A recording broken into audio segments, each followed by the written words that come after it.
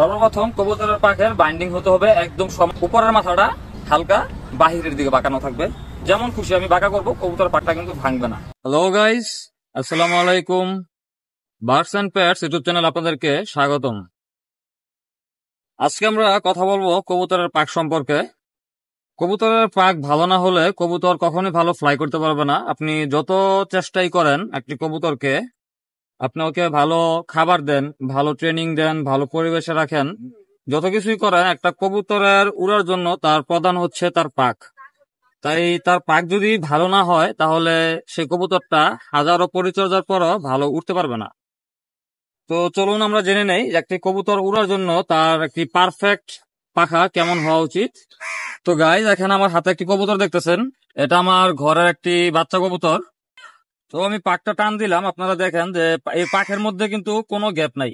এই বগলের পর থেকে একদম মাথা পর্যন্ত এই যে পাখটা টান দিলাম, একদম এক সমান ভাবে কিন্তু পটটা সারিবদ্ধ ভাবে গঠন হয়েছে।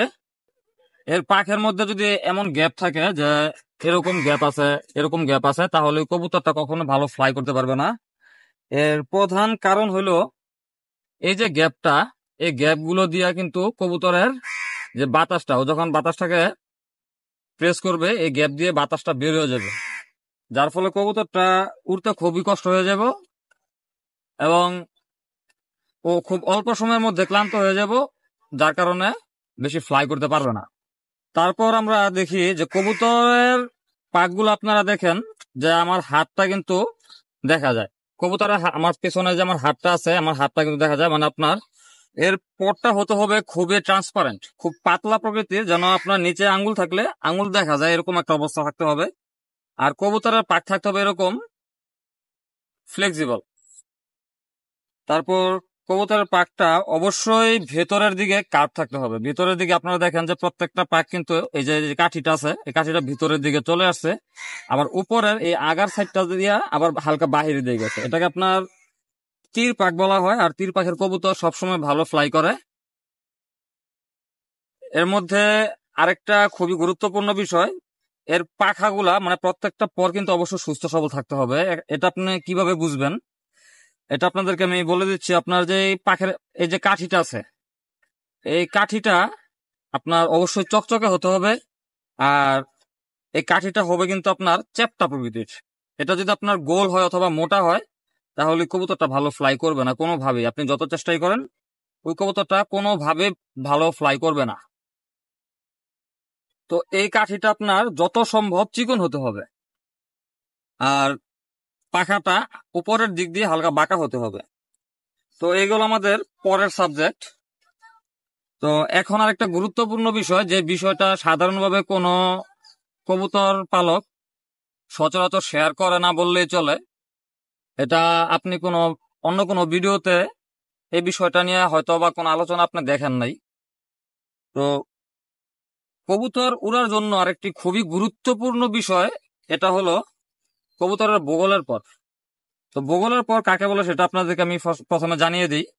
বগলের পর হলো আপনার যে প্রথম 1 নাম্বার পরের এই পাশে যে কয়টা পর আছে, এটাকে কিন্তু আপনার কবুতরের বগল বলা হয়। এখন এই বগলের পরটা কেন ইম্পর্টেন্ট, আপনারা কখনো যদি ফ্যালকন অথবা যে বাজ পাখি আছে, বাজ পাখি আপনারা একটা জিনিস খেয়াল করবেন যে ও কিন্তু পাখা না ঝাপটায় অনেক দেরি পর্যন্ত আকাশে ভেসে থাকে। এটা কিভাবে সম্ভব, আপনারা খেয়াল করবেন যে বাজের কিন্তু বগলের পরগুলা অনেক বেশি বড় হয়। আর এই বগলের পরই মূলত একটি পাখিকে হাওয়ায় ভাসতে সাহায্য করে।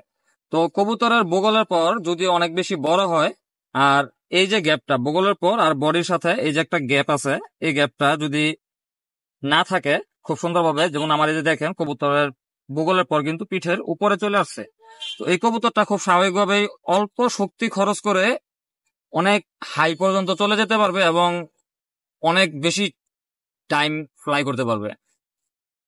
তো বগলের পরটা আপনার খুব বেশি ইম্পর্টেন্ট। একটা বগলের পর আপনারা সবসময় মাপ দিবেন, আমি আপনাদেরকে দেখাই। এই যে দেখেন, এটা হলো কবুতরের 10 নাম্বার পর, আর এটা হলো বগলের পর। এখন আমি যদি আপনাদেরকে দেখাই এই দুইটা পরকে আপনার একত্রিত করে, এই দুইটা পর কিন্তু সেম। এই যে দেখেন, এই দুইটা পর একদমই সেম। এখন এটা হলো গিয়ে কবুতরের সাধারণ ভাবে এমনটাই হয় কোন মানে ভালো কবুতরের। আর যদি আপনি কোনোভাবে এই বগলের পরকে আরো বেশি বড় করতে পারেন পেয়ারিং এর মাধ্যমে, সেক্ষেত্রে আরো বেশি ভালো, কারণ বগলের পরের উপরে কিন্তু কবুতরটা বেশি থাকে। তো আমি আপনাদেরকে পরটা টান দিয়ে দেখাই, যে আপনারা দেখেন ওর উড়ার পর থেকে কিন্তু বগলের পর অনেক বেশি বড়।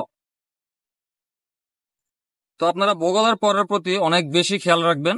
আরেকটা বিষয়, আপনার কবুতরের যেই লাস্টের 3টা পাক, এই 3টা পাক কিন্তু আপনার কবুতরের উড়ার জন্য খুব বেশি ইম্পর্টেন্ট।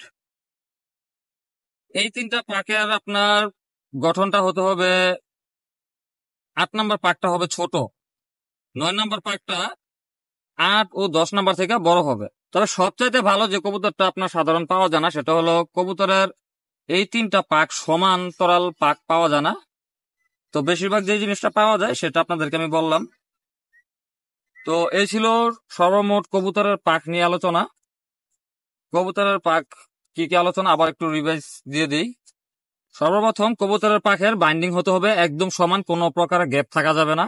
দ্বিতীয়ত হলো কবুতরের পরগুলা আপনার ভিতরের দিকে বাঁকা থাকবে, উপরের মাথাটা হালকা বাহিরের দিকে বাঁকানো থাকবে। তারপরে আপনার কবুতরের পাকগুলা খুবই নরম হবে, খুবই সফট হবে। আপনি দেখেন যেমন খুশি আমি বাঁকা করবো, কবুতরের পাকটা কিন্তু ভাঙবে না, এরকম সফট হতে হবে। তারপর আপনার কবুতরের পাখাটা হতে হবে আপনার ট্রান্সপারেন্ট, যেন হাত দেখা যায়। তারপর আপনার বগলের পরগুলো অনেক বড় হতে হবে। তারপর কবুতরের পাখার যে কাঠিটা আছে, এই কাঠিটা অবশ্যই চকচকে এবং চ্যাপ্টা প্রকৃতির, চিকন প্রকৃতির হতে হবে। তারপর আপনার লাস্টের 3টা পাখা 8, 9 এবং 10 নম্বর পর, এগুলো অবশ্যই হাতের এই 3 আঙ্গুলের মতো হতে হবে। এটা আপনাদের মনে থাকবে, এজন্য একটি কোড দিয়ে দিলাম। তারপর আরেকটা বিষয় আসি, কবুতরের পাখ যখন আপনি ধরবেন, আপনার কাছে মনে হবে যেন তুলা ধরে আছেন, তুলার মতো একদম নরম হবে, খসখসে হবে না। আর খসখসে যদি না হয় তাহলে কবুতরটা অনেক বেশি ফ্লাই করতে পারবে। এর যে আগাটা আছে, এই আগাটাও কবুতর যতই ফ্লাই করুক, এই আগাটা কিন্তু ক্ষয় হবে না। ভিডিওটি যদি ভালো লাগে তাহলে অবশ্যই লাইক ও শেয়ার করবেন। আর যারা নতুন আছেন তারা চ্যানেলটি অবশ্যই সাবস্ক্রাইব করে যাবেন।